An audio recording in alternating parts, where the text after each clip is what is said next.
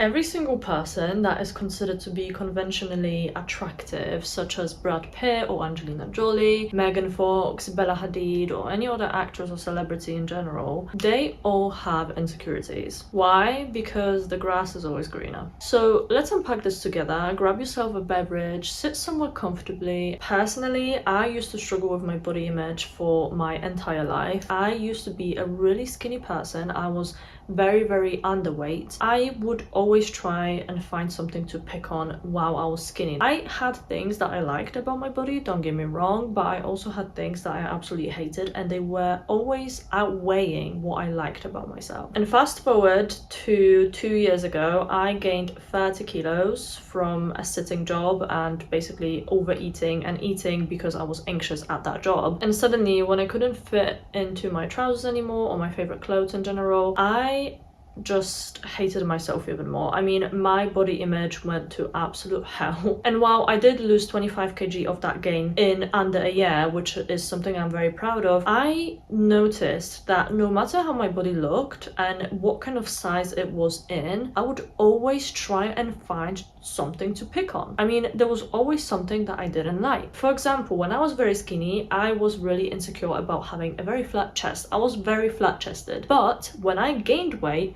I had obviously more chest going on, and suddenly I was thinking to myself, it's making me look fat. I mean, make it make sense. Do I want chest or do I not want chest? So that proves my earlier point that the grass is always greener. But I learned to love my body through a bit of a different way. I started working out not as a punishment, but as a way to gain the strength and actually care for my body and feel good on a daily basis. It's the same thing with taking care of my gut health. I didn't start this just for the sake of having a flat tummy, for example, which is absolute BS, and if you see anyone recommend you certain workouts or gut supplements that will make your tummy flat, please run the other direction. I did take care of my gut so I didn't feel nauseous every single day. Because you love your body not because of how it looks, but because of the relationship that you have with it, the things that it allows you to do, and the way that it makes you feel. It's the same with any other relationship. I mean, do you love your mom because she's pretty, or do you love your mom because she's your mom, she raised you, you have a connection, and you deeply care for her? Do you love your partner because they are handsome or pretty, or do you love them because you developed a connection, you care for each other, and you admire them as a person? That is exactly how your relationship with your body should look like. Your body is the reason why you can go swimming, or you can go dancing, or you can eat nice food, or you can try so many different experiences and build beautiful memories. If you didn't have the healthy body that you have right now, you wouldn't be able to do the half of the stuff that you're doing. I mean, your body quite literally keeps you alive. And that's why you should love it. You shouldn't love it because it looks a certain way, because it will not look like that for the entirety of your life. You should love it because it allows you to live your best life. And we unfortunately live in times where big companies and industries in general will always find some sort of a way to make us feel insecure about a certain part of our bodies or our faces. When that happens, it's very important to step back and don't think about it as, oh my god, this is yet another thing that I need to fix about myself. Now we are really used to getting quick fixes for everything. Take a social media break, because that's also where all of that comparison comes from, and basically really come back to yourself. List things that you love about yourself, list things that you admire about yourself, and remember about what I said when you love your body for the fact that it keeps you alive. Because unfortunately our minds can really warp the way we see ourselves.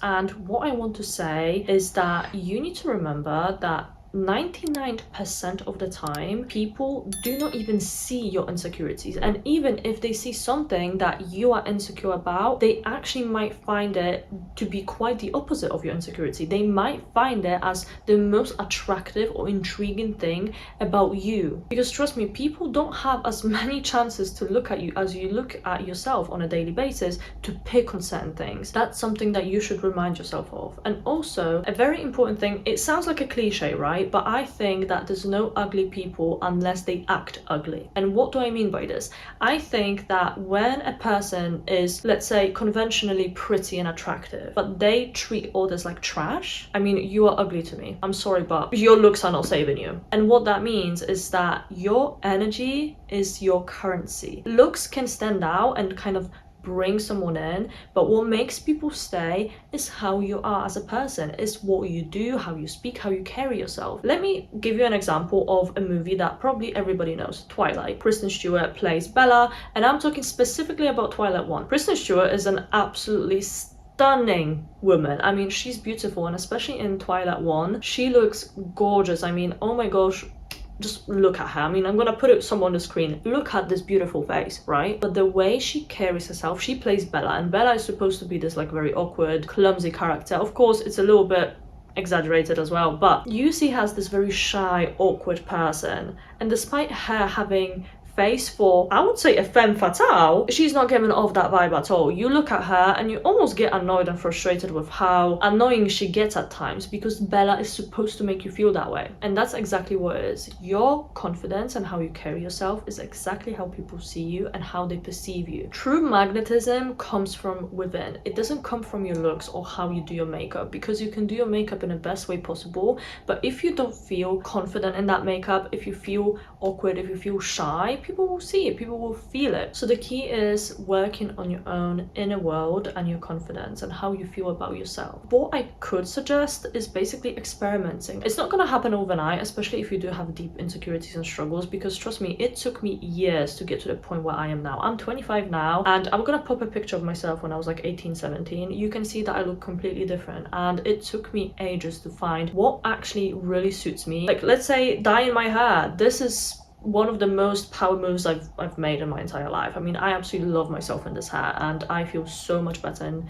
darker hair. Plus, I also was really blindly following every single trend that would come up on Instagram or on YouTube, because that was 2016 era, so we know how it was. I was so incredibly insecure that I just did not want to accept myself the way I was. So I want to remind you here that you should be doing things in favor to your body, and stop trying to impersonate someone or some sort of an image that you made up about yourself that stems from insecurities, that stems from hating yourself and self-loathing. Because if you do it that way, you don't do anything in favor to your body. You are completely changing yourself because you are chasing some sort of an image and some sort of approval from others. But all of that should come from within. If you want to change something about yourself, that's okay, but do it from the place of self-loving. Do this from a place of being confident and experimenting and trying things out, but not trying to mask insecurities or wipe them out or seem like a completely different person because you don't accept yourself as you are. Don't try to fit a certain standard.